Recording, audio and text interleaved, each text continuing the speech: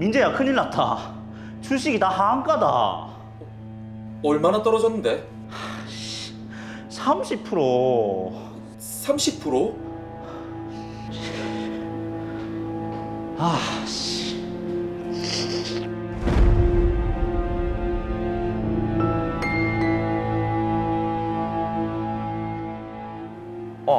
네 주식해서 돈 좀 벌었다며. 한 얼마나 벌었는데? 조금? 부럽다, 야. 그럼 니도 투자 한번 해볼래? 내가 아는 형님 중에 투자에 귀재가 있는데 그분이 소개해준 컨설팅 회사가 있다. 컨설팅 회사? 아이, 그런 거 요즘 많잖아. 여기는 아는 사람들 소개로만 투자할 수 있는 데다. 네가 직접 운영하는 거는 아니고 네 계좌에 돈을 넣어두면 그 회사에서 직접 투자하고 수익금은 반반. 내는 그러면 돈만 넣으면 된다고? 오, 나는 주식의 주도 모르는데. 그럼 내한테 배운다 생각하고 계좌 하나만 만들어주라. 내 계좌? 오, 네 계좌에 내가 돈 넣어서 직접 굴려볼게. 그러고 나서 괜찮으면 니도 나중에 한번 해보든가. 알겠다, 그러면. 아, 이런 정보 친구니까 알려주는 거다. 알지? 당연하지. 아, 친구 없는 게 낫죠? 우와, 상욱이 2억 투자한다더니 벌써 2억 3천? 한 달에 1,000만 원? 우와, 장난 아니네. 이거 나도 한번 해볼까? 상욱아, 주식 투자 그거 내도 좀 하려면 어떻게 해야 되노? 간단하다. 네 이름으로 계좌만 하나 더 만들어주면 내가 컨설팅 회사에 보낼게. 그러면 끝. 진짜 그것만 하면 된다고? 오, 니는 돈 불어나는 거 가만히 구경만 하고 있으면 된다. 한 5천? 알겠다. 그럼 일단 계좌 만들어서 보내줘. 아싸. 아, 주식의 주자도 모른다고 했는데.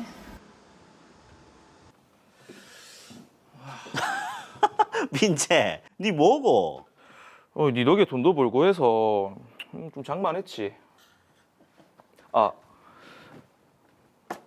이건 선물. 갑자기? 아니, 네 덕에 돈도 벌고 해서 뭐 가만히 있으면 안 되지. 내가 이 강북의 어린아이 아이가. 의리남. 그래, 고맙다. 오늘 술도 내가 살 테니까 맛있는 거 다 몰아. 진짜? 그럼 비싼 거 시킨대? 다 시켜라. 가자. 좋아. 저는 당수육이요. 대박 증권사에서 메일을 보냈네. 무슨 일이지? 그동안 장기간 주식 계좌를 안정적으로 운영해서 차액 거래 결제 계좌를 개설할 수 있는 대상 고객으로 선정되셨습니다. 이게 무슨 말이고? CFD, 실제로 내가 투자하는 게 아니고 돈을 넣어두면 금융회사가 투자자를 대신해 주식을 사주기 때문에 양도세를 물지 않아도 된다. 오, 세금 안 내면 수익이 더 커지는 거잖아. 그동안 투자금 회수된 거 보면 딱히 문제도 없는 것 같고. 큰 거 한 방 더 해봐? 너무 단순하게 생각하시는 것 같은데요. 엄마, 저 돈 좀 빌려주세요. 돈? 얼마나? 얼마나 빌려줄 수 있는데요? 한 5천 되나? 응? 네 장가 갈 때 줄라고 5천만 원분이 있다. 근데 어디서 쓸 낀데? 확실한 투자처가 있어서요. 빌려만 주면 내가 이자까지 쳐서 금방 갚을게요. 그 이상한 거 아이가? 걱정하지 마세요. 중소기업 이렇게 계속 다녀갖고는 장가는커녕 집 하나도 장만 못할 판인데 이렇게라도 투자해서 돈을 좀 불려야죠. 그래 알았다. 내일 네 통장으로 내 보내줄게. 엄마, 땡큐. 저는 엄마와 누나에게 빌린 돈에 대출까지 받아 2억 원을 증거금으로 한 CFD 계좌를 개설했습니다. 그런데 상우가 민재야, 큰일 났다. 주식이 다 한가다. 얼마나 떨어졌는데? 30%.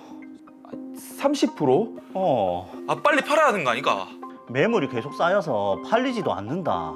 이 며칠 계속되면은 채무가 계속 늘어날 건데. 니는 어떡하려고? 아 어떡하긴. 손해가 커지기 전에 빨리 팔아야지. 일단 내가 증권사에 한번 알아볼게.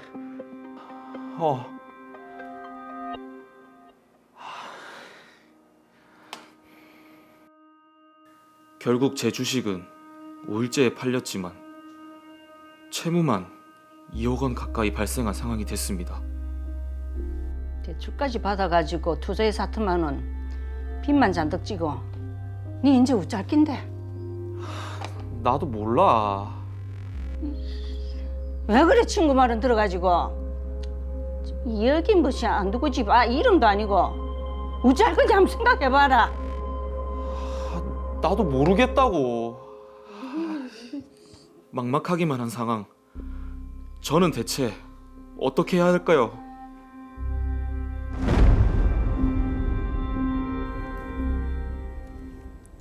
네, 믿었던 주식 투자가 하루아침에 빚으로 돌아온 정말 막막한 상황입니다. 자, 지금 마지막에 어떻게 해야 할까요? 이렇게 물어봤잖아요. 네. 빨리 사건 정리부터 하겠습니다.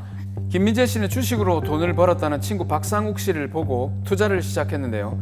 자신의 계좌를 개설해주면 컨설팅 회사에서 투자를 1인 받아 수익을 내준다는 것이었습니다. 이 말을 믿고 투자를 시작한 김민재 씨, 생각보다 큰 수익을 얻었습니다. 그러던 중 투자 컨설팅 회사로부터 CFD 계좌 개설 메일을 받았고 어머니와 은행 등의 돈을 빌려 투자를 했습니다. 근데 얼마 후 주식이 30%나 떨어지는 상황이 연속으로 발생했고 급히 주식을 매도했지만 채무가 무려 2억 원 이상이 됐습니다. 이후 곳곳에서 채무 독촉이 시작됐는데요. 전 재산을 투자한 김민재 씨는 과연 어떻게 해야 할까요? 자, 일단 이영진 변호사님, 제가 이 사건을 보니까 최근에 많이 거론이 됐잖아요. 그렇죠. 투자 컨설팅 업체의 주가 폭락 사태가 이렇게 확 떠오르는데요. 네.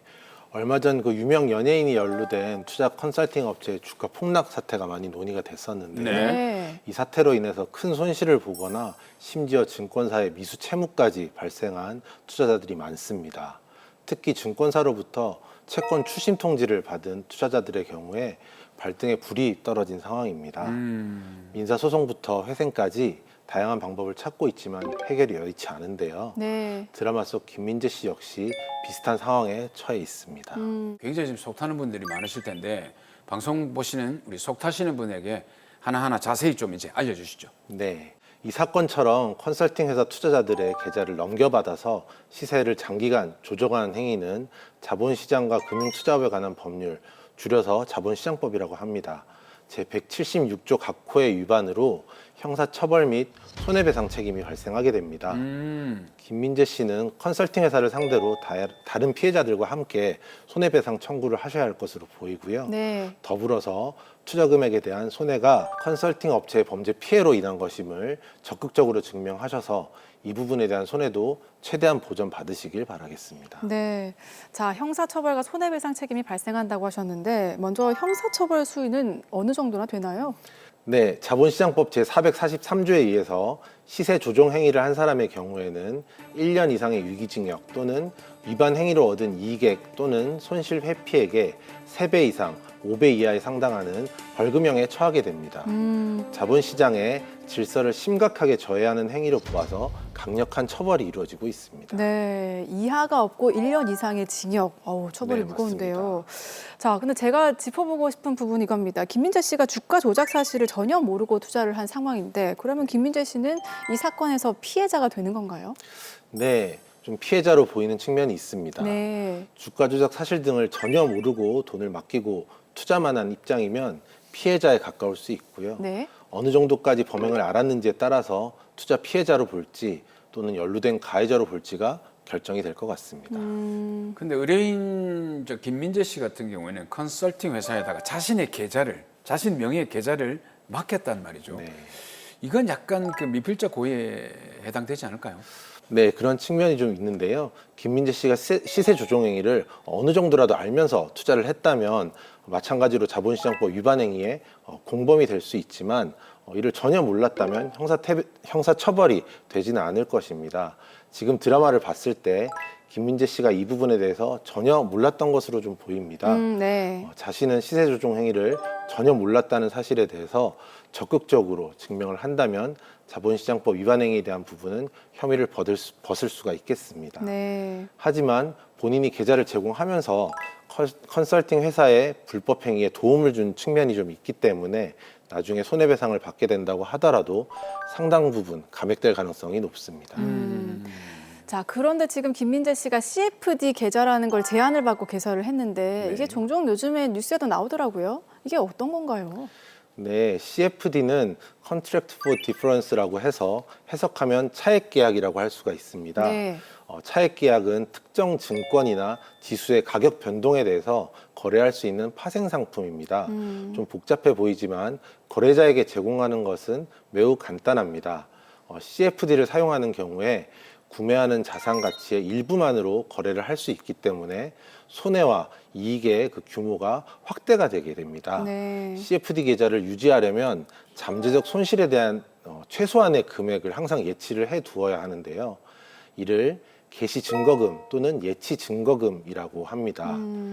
손실이 발생해서 계좌 잔고가 요구 수준 미만으로 부족해지면 유지 증거금을 입금하도록 요청하는 마진콜이 발생하게 되고 네. 마진콜이 발생했음에도 유지 증거금 입금이 되지 않는다면 현재 포지션을 정리하는 반대 매매가 발생하게 됩니다.